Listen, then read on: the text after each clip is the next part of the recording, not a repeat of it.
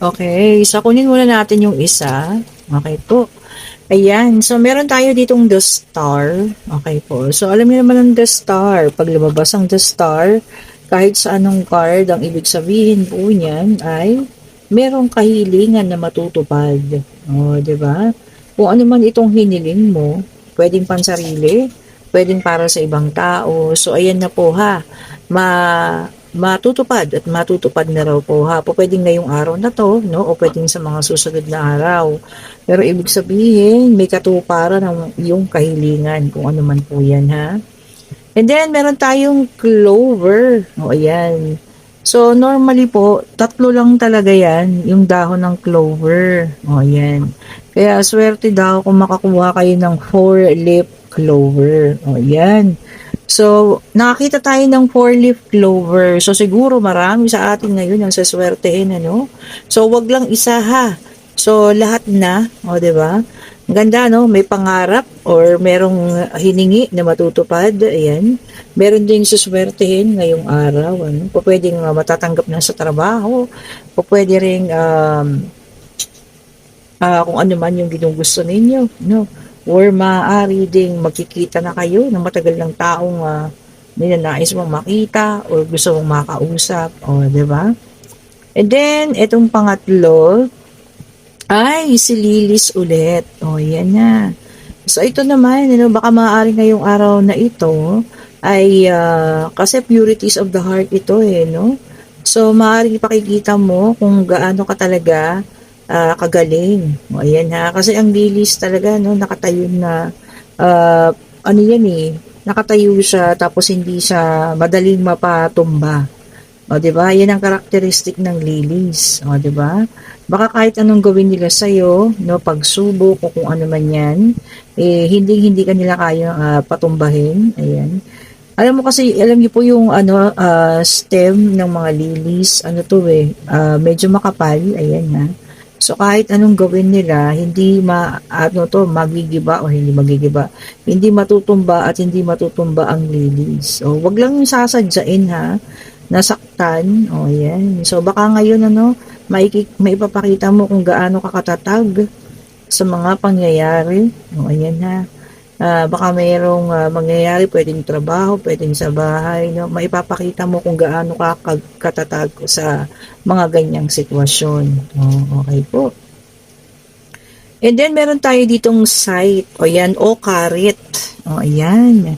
O, di ba saan natin ginagamit ang karit o site? Di ba, pag meron tayong pinuputol, o, ayan. Baka maaaring meron na rin tayong putulin na relasyon, pwedeng putulin na komunikasyon, pwedeng putulin na rin ang mga alaala ng nakaraan, kung saan nyo gagamitin itong karit na ito.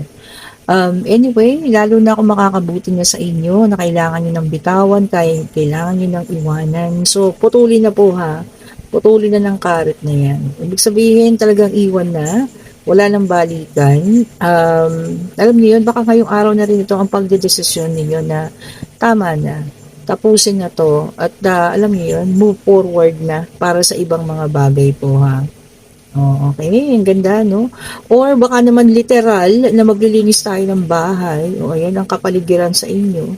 Baka marami ng mga matataas dyan na ang tawag dito, damo-damo. At yung lilinisin. O, diba? Siyempre nga naman, para hindi pa mugaran ng lamok. O kaya ng mga kung ano man. O, diba? Mga insekto. O, ayan ha. So, basta ang symbolize ng karet po ay pwedeng pagbitaw ninyo sa isang tao, relasyon, kung ano man yan, kung sino man ang gusto nyo ng bitawan at alisin na sa buhay ninyo. Okay po. And then, meron tayong whip. Okay po, whip. Sa Tagalog, latigo. O ayan. So ayan, ang latigo symbolize pagpalo or pananakit. O yun pa isa ha. Baka yung mga sakit na naramdaman natin before o kung ano man ito, no? Magbabalik sa alaala ngayon. Siguro yun pa isa na kailangan nating bitawan at alisin dito sa ating sistema. Yung mga ganong pangyayari. Although sabi ko nga, lesson din sa atin yun 'Di ba? Kung bakit tayo nasaktan, kung bakit tayo nagkamali sa mga desisyon na nagawa natin. So ito yun ha, yung mga parang symbolizes daw po ng palo ng latigo, no? Kung ano man itong mga bagay na ito na nagkaroon tayo ng pagkakamali. Okay po. Pero siguro palagi ko naman ang mga bagay na ito ay natapos na. No, ayan ha. Naramdaman niyo na yung sakit, no? Paglatigo sa inyo ng kapalaran, ayan, o ng ating mga pangyayari sa buhay. So siguro nagkaroon na rin tayo ng realization at syempre nagkaroon na rin tayo ng pag-iisip na hindi na natin dapat yung balikan. O, 'di ba nga? Ang ganda no, nauna si Karit. Tapos ito no, latigo. Yung mga latay na naramdaman natin from past experiences. O, 'di ba? Ang ganda po. So isa lang ibig sabihin nun, bitawan na rin, iwanan na, ayan, matuto na tayo sa mga sakit ng mga nakaraan.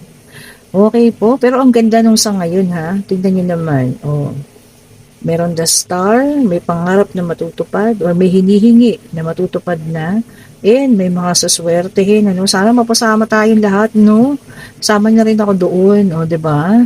May good luck kasi, 4-leaf clover po.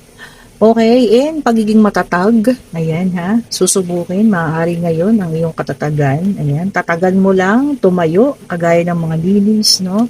And ang karit naman, yun nga, ikarit na or bitawan na, kung sino man, yung mga taong nakasakit, pangyayari, o kung ano man yan ha, na hindi na maganda at negative na yung dating. O kagaya nito, yung mga old memories, okay po, yung mga masasakit na alaala. Okay, and ito ang mga kailangan nyong malaman ngayong araw na to na baka maaaring mangyari sa inyo. Itong dalawa, no, sa good thing, sana mangyari sa ating ngayong araw na ito, ha. Saluhin ang swerte, saluhin ang magandang kapalaran po.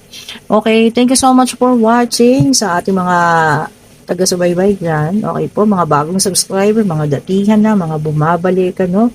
And sa lahat ng gusto ng mag-order ng ating mga merchandise, gaya ng ating mga bracelet, ayan ha.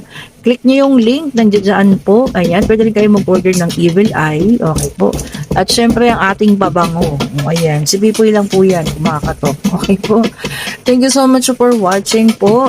Stay safe po sa lahat. Have a great day sa mga papasok. Magbaon ng payong, pabugso-bugso ang ulan. Sa mga pauwi, ganun din po ha. At malapit na ang weekend. Pwede na magpahinga-hinga na, no? Webes na po ngayon. Thank you so much po. Have a great day sa lahat. Stay safe. Bye-bye po ulit ha. Bye-bye po sa inyo.